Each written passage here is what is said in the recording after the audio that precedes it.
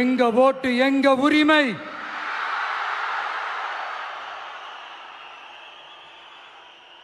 எங்களை யாரும் விலைக்கு வாங்க முடியாது.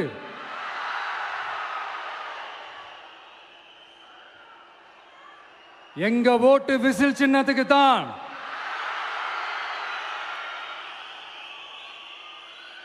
யாரையும் நம்பி ஏமாற மாட்டோம். எங்க வார்த்தையிலிருந்து மாற மாட்டோம். இது நிஜம். தேங்க்யூ.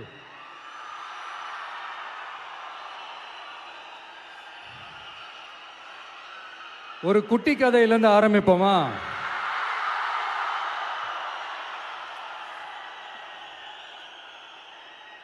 ஒரு பெரிய ஊரு, ஒரு 4 ரோடு ஜாயிண்ட் ஆகிற மாதிரி ஒரு ஜங்ஷன்,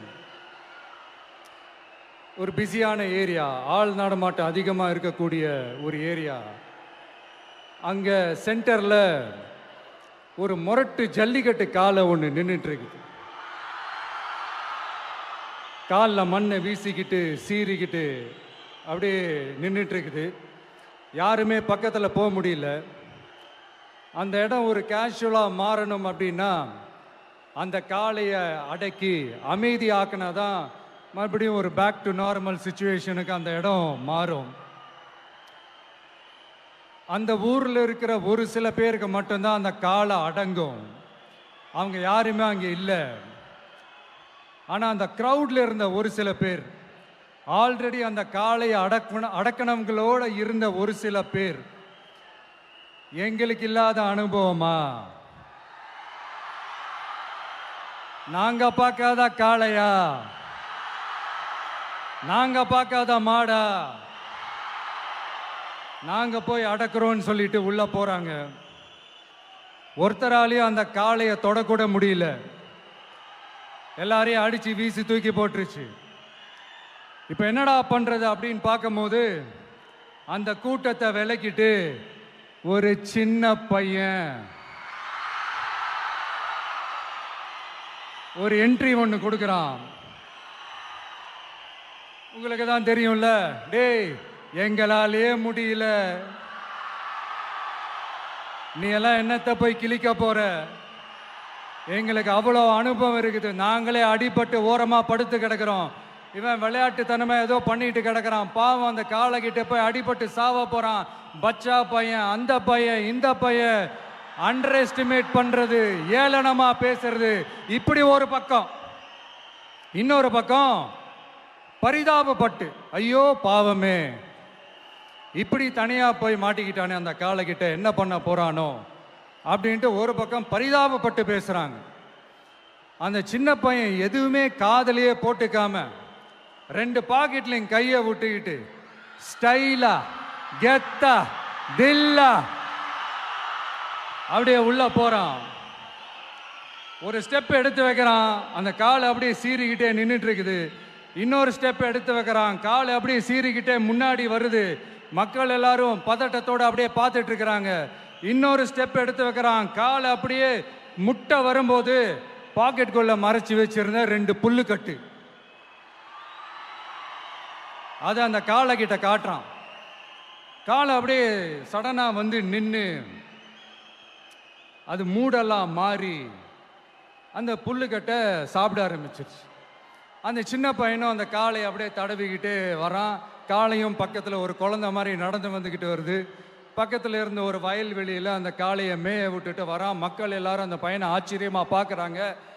அந்த அடிபட்டு கிடந்த அந்த அனுபவசாலிங்க தலையை தொங்க போட்டு நின்றுட்டு இருக்கிறாங்க.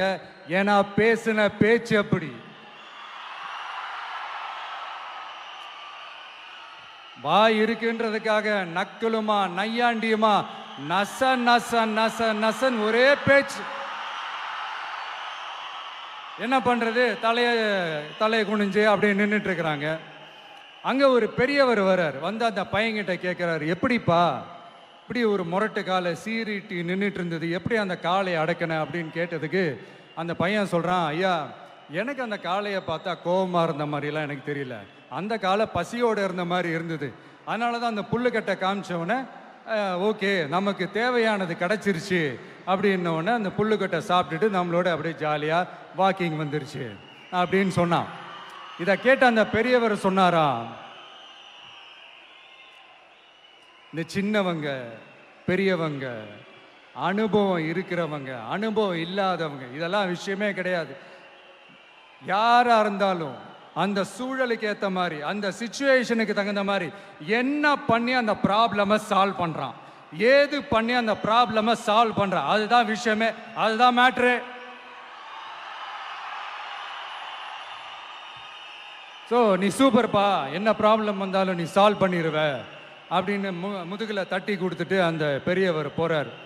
இப்போ அந்த கதையில் அந்த முரட்டு ஜல்லிக்கட்டு காலை தான் நம்ம தமிழ்நாட்டு அரசியல் களம்.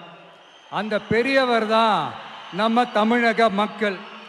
அந்த பாக்கெட்டுக்குள்ள ஸ்டைலா தில்லா கெத்தா ஒருத்தன் உள்ள வந்தான் பாருங்க, அவன்தான்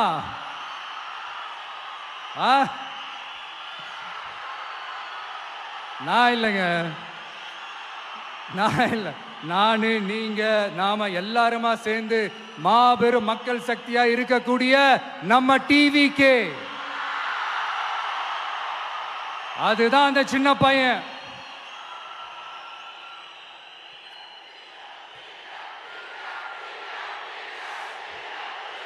தேங்க்யூ தேங்க்யூ தேங்க்யூ.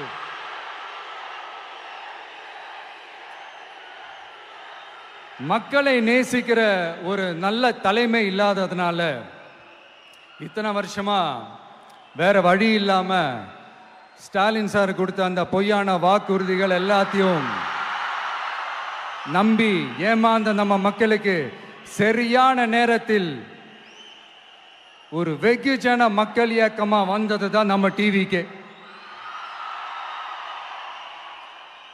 அந்த முரட்டு ஜல்லிக்கட்டு கால கதை ஏன் சொன்னோம், எதுக்கு சொன்னோம், யார் யாருக்கெல்லாம் சொன்னோங்கிறது புரிய வேண்டியவங்களுக்கு புரியும்னு நினைக்கிறேன்.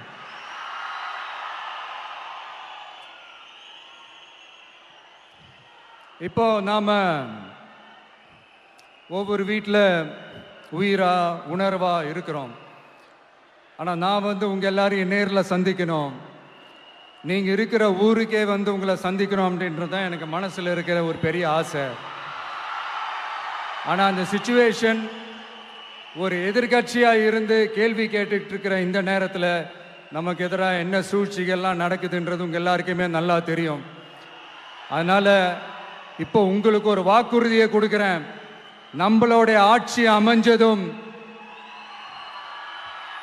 ஒவ்வொரு கிராமத்துக்கும் நான் நேரடியா என்னுடைய சொந்தங்களாகிய உங்க எல்லாரையும் நான் சந்திக்கிறேன்.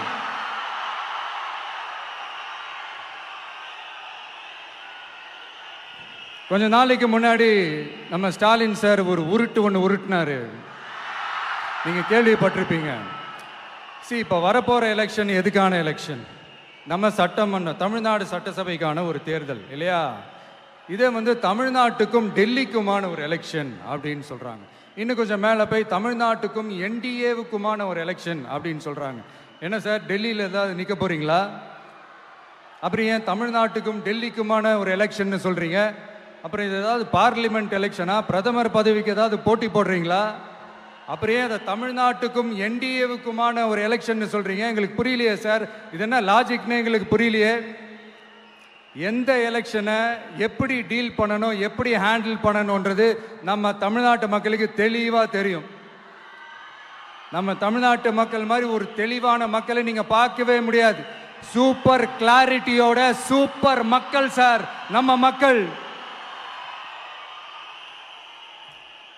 இந்த போருக்கு போறதுக்கு முன்னாடி தான் இந்த படை பரிவாரங்களோட போவாங்கன்னு கேள்விப்பட்டிருக்கிறேன். ஆனா நீங்க என்னடானா இந்த ஒன்றுத்துக்கும் உதவாத இந்த பால் டப்பாவை உருட்டிக்கிட்டு இருக்கீங்களே சார். உண்மையிலே இந்த எலெக்ஷன் எதுக்கான எலெக்ஷன் சொல்லட்டுமா? தமிழ்நாட்டு மக்களுக்கும் ஊழலுக்கும் நடக்கிற போர், தமிழ்நாட்டு மக்களுக்கும் லஞ்சத்துக்கும் நடக்கிற போர், தமிழ்நாட்டு மக்களுக்கும் இந்த நிர்வாகத்தை சரியா செய்யாத இந்த திமுக அரசுக்கும் நடக்கிற போர், அதாவது தமிழ்நாட்டு மக்களுக்கும் உங்க ஆட்சிக்கும் நடக்கிற போர், தமிழ்நாட்டு மக்களுக்கும் ஸ்டாலின் சாருக்கும் நடக்கிற போர். இன்னும் சுருக்கமா சொல்லணும்னா, விஜய்க்கும் ஸ்டாலின் சாருக்கும் நடக்கிற போர்.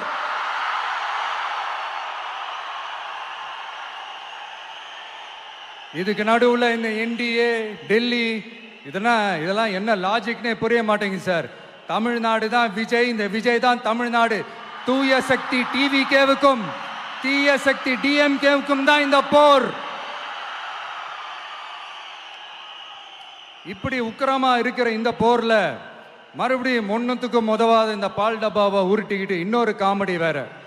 அது என்னடான்னா, அவரோட ஆட்சியில தான் தமிழ்நாடு சூப்பர் ஸ்டார் மாநிலமா இருக்குதான். கரெக்ட், தமிழ்நாடு சூப்பர் ஸ்டார் மாநிலம் தான்.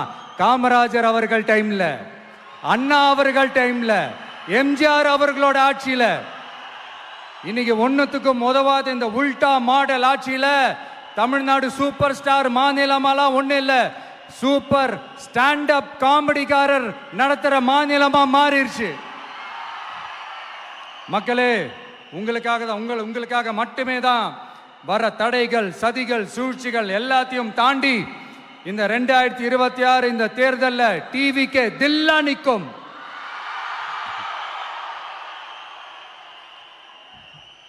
இதுவரைக்கும் நடந்த எலெக்ஷன் வேற, இப்ப நடக்க போற எலெக்ஷன் வேற. ஒவ்வொரு 5 இயர்ஸுக்கும் நடக்கிற எலெக்ஷன் மாதிரி இதை நினைச்சிடாதீங்க. 50 வருஷத்துக்கு ஒரு வாட்டி நடக்க போற ஒரு எலெக்ஷன் மாதிரி இது. அதிசய எலெக்ஷன். ஒரு எலெக்ஷன்ல அவங்களோட எதிரிகளை தான் எதிர்ப்பாங்க, அப்படிதான் எதிர்ப்பாங்க, அதுதான் யதார்த்தமும் கூட. ஆனா இந்த எலெக்ஷன்ல தான் ஒட்டுமொத்தமா எல்லாருமா சேர்ந்து ஒருத்தனை எதிர்க்கிறாங்க. ஒட்டுமொத்தமா எல்லாருமா சேர்ந்து இந்த விஜயை எதிர்க்கிறாங்க. ஏன்னா இந்த விஜய் ஊழலை எதிர்க்கிறான், லஞ்சத்தை எதிர்க்கிறான், மக்களோட மக்களா நிக்கிறான். அந்த மக்கள் அவன் கூட நிக்கிறாங்க. அந்த காண்டு எப்படி, அந்த காண்டு தான் ஒட்டுமொத்தமா எல்லாருமா சேர்ந்து ஒருத்தனை எதிர்க்க காரணம். நீங்க எப்படி வேணா எதிர்த்துக்கங்க, ஆனா போட்டி 2 பேருக்கு நடுவுல தான். ஒண்ணு இன்னொன்னு. இந்த எலெக்ஷன் டேல மேக்சிமம் என்ன பண்ணுவீங்க? போவீங்க, ஓட்டு போடுவீங்க, வருவீங்க, அவ்வளவுதான் உங்களுடைய பார்ட்டிசிபேஷன். ஆனா இந்த எலெக்ஷன்ல நீங்க பங்கெடுத்துக்க போறீங்க. எஸ், உங்க வீட்டில் இருக்கிற ஒரு விஜய் தான், உங்க வீட்டில் இருக்கிற ஒரு விஜய் தான் வேட்பாளரா நிக்க போறாங்க. உங்க வீட்டில் நிக்கிற ஒரு வேட்பாளர்னா அப்போ உங்க வீட்டில் இருக்கிற மற்றவங்க எல்லாருமே வாக்காளர்கள் தானே. உங்க அம்மா, உங்க அப்பா, உங்க அண்ணன், உங்க தம்பி, உங்க சொந்தம் டிவிக்கே வேட்பாளர் அப்படின்னா அப்போ உங்க ஓட்டு விசில் சின்னத்துக்கு தான் எல்லாருக்குமே தெரியும். ஏன், நம்மளோட எதிரிகளுக்கு கூட அது நல்லாவே தெரியும். அதனாலதான் நமக்கு எதிராக அவ்வளவு அவதூறு பரப்புறாங்க. என்னென்ன அவதூறு பரப்புறாங்கன்றது உங்களுக்கே நல்லா தெரியும். ஆனா அவங்களுக்கு தெரியாது, ஏன் மேல அவதூறு பரப்புனா அது மக்கள் மேல அவதூறு பரப்புற மாதிரின்னு. எனக்கு அரசியல் தெரியலன்னு சொன்னா அது மக்களுக்கு அரசியல் தெரியலன்னு சொல்ற மாதிரின்னு. என்ன அசிங்கமா பேசினா அது மக்கள் அசிங்கமா பேசுற மாதிரின்னு. எனக்கு எதிராக செய்யற ஒவ்வொரு செயலும் அது மக்களுக்கு எதிராக செய்யற செயல் அவங்களுக்கு தெரியாம போச்சு. இந்த விஜயும் மக்களும் வேறு வேறு இல்லை. இந்த விஜயும் மக்களும் ரத்தமும் சதையும் மாறி, உடலும் உயிரும் மாறி, ஒன்னிலிருந்து ஒண்ண பிரிக்கவே முடியாது. எஸ், சென்சிட்டிவான சென்டிமெண்ட், அது சென்சிட்டிவான சென்டிமெண்ட்.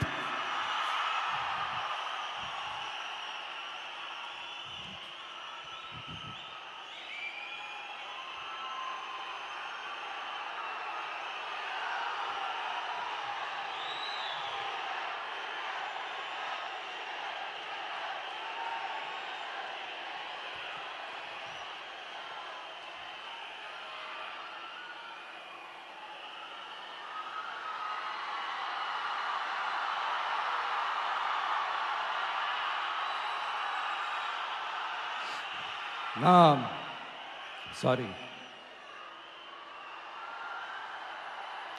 இதை யாரும் அசைக்க முடியாது. மக்களை நேசிக்கிற விஜய் வேணுமா, மக்கள் விரோத ஆட்சி நடத்துற ஸ்டாலின் சார் வேணுமா? இந்த விஜய் நம்புறீங்களா, ஸ்டாலின் சார் நம்புறீங்களா? Proof. This is the proof.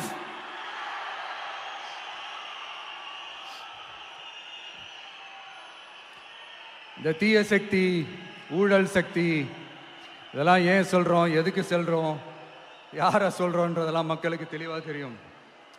அதே மாதிரி டிவிகேவுக்கு போட்டி டிஎம்கே தான்றதும் மக்களுக்கு தெளிவாக தெரியும். அப்படி இருக்கும்போது நாம ஏதாவது பேசினா வாண்டடா சில பேர் வந்து வண்டியில் ஏறி உட்காந்துக்கிறாங்க. ஆமா, வாண்டடா சில பேர் வண்டியில் ஏறி உட்காந்துக்கிட்டு குரல் கொடுக்குறாங்க. சீரியஸாக ஒரு போட்டி நடந்துக்கிட்டு இருக்கும் போது இங்கே காமெடிக்கெல்லாம் இடம் இல்லை பாஸ். இதெல்லாம் மக்களுக்கு தெளிவாக தெரியும். இந்த நேரத்தில் ஒரு சீரியஸ் கேள்வியை இன்னைக்கு இருக்கிற மிகப்பெரிய அரசியல்வாதிங்க கிட்ட கேட்கணும்னு நான் நினைக்கிறேன். நீங்க அரசியலுக்கு வர்றதுக்கு முன்னாடி உங்ககிட்ட இருந்த சொத்து எவ்வளோ? அரசியலுக்கு வந்ததுக்கு அப்புறம் இன்னைக்கு உங்ககிட்ட இருக்கிற சொத்து எவ்வளோ? அதை ஓப்பனா டிக்ளேர் பண்ண முடியுமா? அப்படி வந்த காசெல்லாம் என்னென்ன தொழில் செஞ்சு வந்துச்சு, என்ன வேலை செஞ்சு வந்துச்சு, உண்மையிலே நீங்க உழைச்சி சம்பாதிச்ச காசா, இல்ல ஆட்சி அதிகாரத்துக்கு வந்ததுக்கு அப்புறம் ஆட்டைய போட்ட காசா? இதெல்லாம் ஓப்பனா டிக்ளேர் பண்ண முடியுமா? இதெல்லாம் நம்ம கேட்டா எல்லா ஊழல்வாதிகளும் ஒன்னா சேர்ந்து நம்ம மேல சேத்தவாரி வீசுவாங்க. அதை பத்திலாம் நமக்கு கவலை இல்லை. ஏன்னா நாம யாருன்னு மக்களுக்கு நல்லாவே தெரியும்.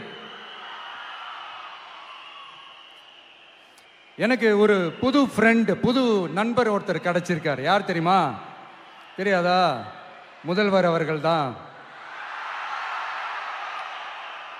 இப்போ ஒரு நிருபர் ஒருத்தர் கேட்ட கேள்விக்கு எனக்கு எதிரிகள்லாம் யாரும் இல்லை, அவங்க எல்லாருமே எனக்கு நண்பர்கள் தான் அப்படின்னு சொன்னாங்களே. அப்படி நாங்கெல்லாம் உங்களுக்கு நண்பர்கள்னா அப்புறம் ஏன் சார் கரூர் விஷயத்துல ஏன் மேல பழி தூக்கி போட்டீங்க?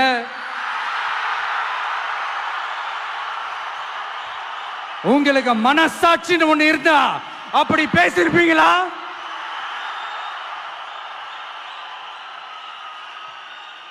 அப்படி நாங்களாம் உங்களுக்கு நண்பர்கள்னா ஒரு ஈவெண்ட், ஒரு ஃபங்க்ஷன் நடத்துறதுக்கு ஒரு இடமோ ஒரு பர்மிஷனோ ஏன் கொடுக்க மாட்டேன்றீங்க? எல்லாத்தையும் நீங்களே பண்ணிட்டு போற போக்கில் அப்படியே பொய்களா அடிச்சு விட்டுக்கிட்டு இருக்கீங்க. உங்களோட உண்மையான நண்பர்கள் யாருன்னு சொல்லட்டுமா? லஞ்சம், ஊழல், அரசியல் ஆதாயம், இதெல்லாம் தான் உங்களோட உண்மையான நண்பர்கள். பர்சனலா நீங்க எப்படி வேணா இருந்துக்கங்க சார், நமக்கு அதை பத்தி கவலை இல்லை, நமக்கு அது அவசியமும் இல்லை. ஆனா உங்க ஆட்சி தான் தப்பான ஆட்சி, தமிழ்நாட்டுக்கு தேவையில்லாத ஆட்சி.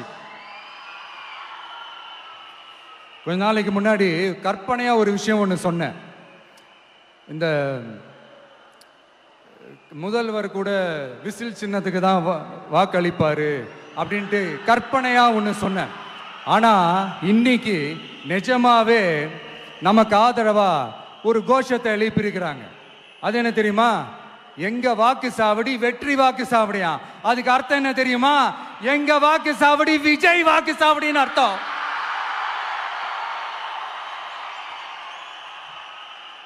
அது சரி, மக்களோட இந்த ஆதரவை பார்த்துட்டு அவர் அறியாமலே எப்படி பேசிட்டாரு என்னமோ தெரியல. 50 வருஷம் எக்ஸ்பீரியன்ஸ் அரசியல்ல, உண்மை என்னன்னு ஒத்துக்கிட்டு தானே ஆகணும்.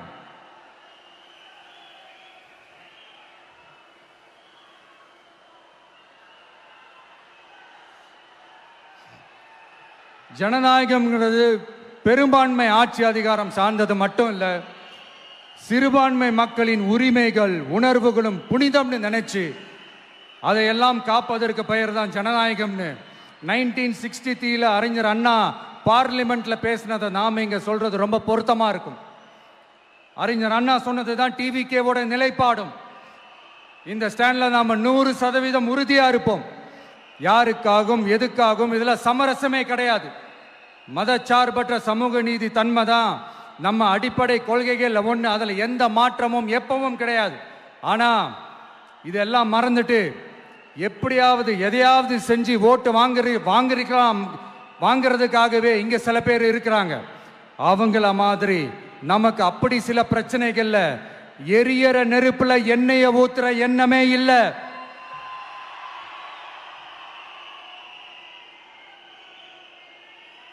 இங்க சில அரசியல் கட்சிகளும் சில அரசியல் தலைவர்களும் ஒரு சில நேரங்களில் அமைதியா இருந்தாலே போதும், ஒரு பிரச்சனையும் வராது. இப்போ கரண்ட்ல இருக்கிற சில பிரச்சனைக்கு வருவோம். இந்த கரண்ட் பிரச்சனைக்கு வருவோம். மாசம் மாசம் கரண்ட் பில் கட்டுற மாதிரி மாத்துவோம்னு சொன்னீங்களே, செஞ்சீங்களா? நிறைய வீடுகள்ல 100 யூனிட் தான் அந்த கரண்ட் செலவாகுது ஒரு மாசத்துக்கு. மாசம் மாசம் நீங்க அந்த பில்லு கொடுத்தீங்கன்னா அவங்களுக்கு அது ஃப்ரீ ஆயிடும். அவங்க அந்த காசு கட்ட தேவையே இல்லை. ஆனா 2 மாசத்துக்கு ஒரு வாட்டி அந்த பில்லு கொடுத்தீங்கன்னா, இப்ப சப்போஸ் அது 200 யூனிட்டுக்கு மேல போச்சுன்னா அது அவங்களுக்கு ஒரு மிகப்பெரிய சுமை தானே. இது எந்த கணக்கில் எடுத்துக்கிறது? ஒரு மாதிரி ஒரு மாடர்ன் கரப்ஷன் அப்படின்னு எடுத்துக்கலாமா? அடுத்து பஸ் வசதி. நிறைய கிராமங்கள்ல பஸ் வசதி இல்லைன்னு சொன்னா இந்த ஒட்டுமொத்த திமுக அரசும் கத்திக்கிட்டு வந்துருவாங்க. நாங்க பஸ் விடாத கிராமங்களே இல்லை அப்படின்னு சொல்லுவாங்க. அப்படியே அது உண்மை அப்படின்னா முதல்வர் அவர்கள் கிட்ட நம்ம தங்கச்சி ஒருத்தவங்க ஒரு கேள்வி கேட்டாங்களே, எங்க ஊருக்கு ஒரு மினி பஸ் ஆவது விடுங்க சார் அப்படின்னு கேட்டாங்களே, அது எந்த கணக்கில் எடுத்துக்கிறது? நிறைய மலை கிராமங்கள்ல பஸ் வசதி இல்லை, நிறைய மலை கிராமங்கள்ல ஹாஸ்பிட்டல் வசதி இல்லை. இது ரெண்டுமே எவ்வளவு முக்கியமான ஒரு விஷயங்கள். பஸ் வசதியும் ஹாஸ்பிட்டல் வசதியும் இல்லாததுனால வீட்டிலேயே பிரசவம் பார்க்கிற அந்த ஆபத்து இருக்குதுன்னு எவ்வளவு நியூஸ் பார்க்கிறோம். இதெல்லாம் எந்த கணக்கில் சேர்த்துக்கிறது? அடுத்து இது எல்லா மீட்டிங்லயும் பேசுறதுதான், பெண்களுக்கு பாதுகாப்பு நம்பர் 1 இருக்குது தமிழ்நாட்டில் அப்படின்னு சொல்றாங்க. அப்புறம் அது என்ன, வி சேஃப் மாடலா? பெண்கள் என்ன சொல்றாங்க தெரியுமா? அது வி சேஃப் மாடல் இல்ல, வி ஆர் நாட் சேஃப் மாடல்னு சொல்றாங்க. இப்படி இருக்கிறப்போ தமிழ்நாட்டில் எங்க போனாலும் பெண்களுக்கு பாதுகாப்பு அப்படியே கொட்டி கிடக்குதான். இப்படி சொன்னா எப்படி சார்? கேட்கறவங்க என்ன கேசரி சாப்பிடுறாங்கன்னு நினைச்சீங்களா?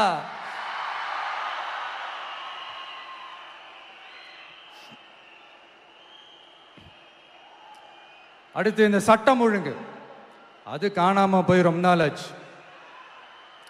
இவன் வேற, இந்த விஜய் வேற, எங்க போனாலும் இந்த மக்கள் கிட்ட இந்த சட்டம் ஒழுங்கை பத்தி பேசி ஞாபகப்படுத்திக்கிட்டே இருக்கான்னு முதல்வர் அவர்கள் அவங்க கூட இருக்கிறவங்க கிட்ட எல்லாம் சங்கடப்பட்டாராம். நாம் என்ன பண்றது? நாம தான் தமிழ்நாட்டோட விசில் ப்ளோயர் ஆச்சே. நாம எப்படி சைலண்டா இருக்க முடியும்? நாமளும் கேள்வியா கேட்கிறோம், ஆனா பதிலெல்லாம் வந்த மாதிரியே தெரியல. இருந்தா தானே வர்றதுக்கு, வச்சுக்கிட்டா வஞ்சனை பண்றாரு.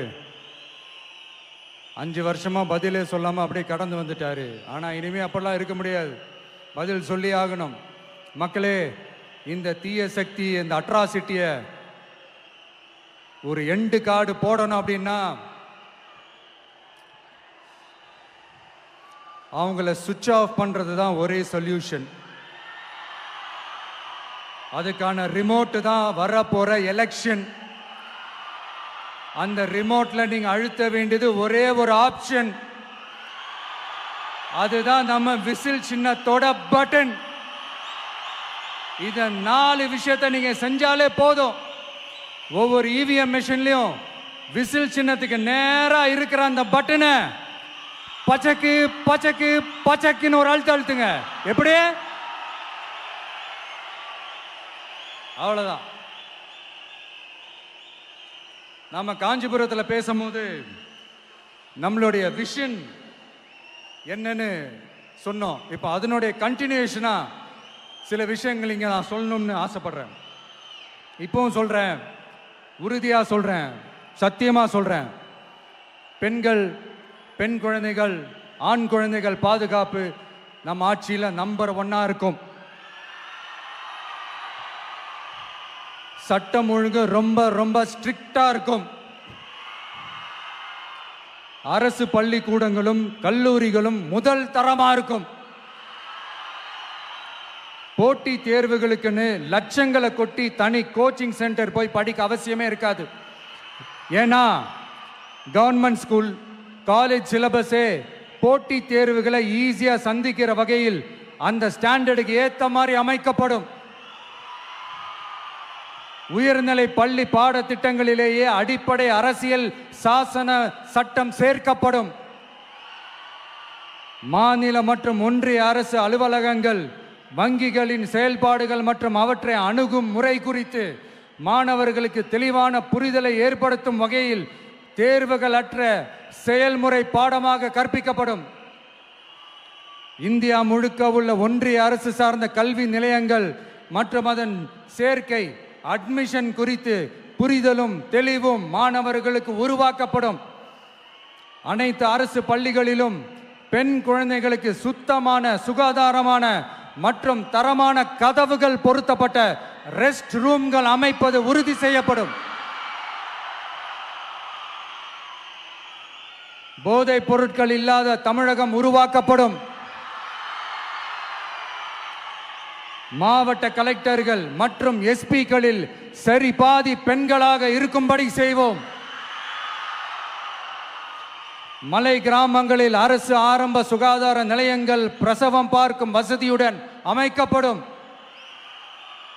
பஸ் போக்குவரத்து இல்லாத கிராமங்கள் மற்றும் மலை கிராமங்களே இல்லை என்ற நிலை உருவாக்கப்படும். ஏற்கனவே அமைப்பு சாரா தொழிலாளர்கள் அமைப்பு இருந்தாலும் ஆட்டோ டாக்ஸி மற்றும் லாரி டிரைவர்களுக்கென அவர்களின் நலன்களுக்காகவும் குடும்ப நலன்களுக்காகவும் தனியாக நல வாரியம் அமைக்கப்படும். தென் தமிழகம் உட்பட தமிழகத்தின் தேவையான பகுதிகளில் தொழிற்சாலைகள் அமைக்கவும் தொழில் வளம் பெருக்கவும் தனி கவனம் செலுத்தப்படும். விவசாயிகள் மீனவர்கள் மற்றும் நெசவாளர்களின் கருத்துக்களை அறிந்து அவர்களுக்கான திட்டங்கள் காலத்தின் தேவைக்கேற்ப உருவாக்கப்படும். இப்போ நம்ம ஸ்டாலின் சார் அறிவாலயம் பக்கத்தில் யாரு நடந்து போனாலும் அறிவாலயம் பக்கத்தில் யாரு நிழலுக்கு ஒதுங்கினாலும் கூட்டணியில் சேர்த்துக்கிறார். அந்த கொள்ளையடிச்சிருக்கிற வச்சிருக்கிற பணத்தில் ஒரு பங்கு ஒன்று கொடுத்து இந்த அதுக்கு பேர் கல்லாப்பெட்டி கூட்டணின்னு வச்சிருக்கிறேன்.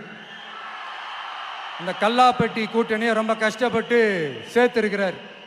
ஆனால் அவருக்கு நான் சொல்றேன், இந்த அறத பழைய கூட்டணி கணக்குகளோ இந்த கொள்ளையடிச்ச பணத்தையே வச்சு எங்க மக்களை ஏமாத்தி எல்லாம் ஜெயிக்க முடியாது. ஏன்னா இது மாபெரும் மக்கள் சக்தியான வித்தியாசமான விசில் புரட்சி எலெக்ஷன்.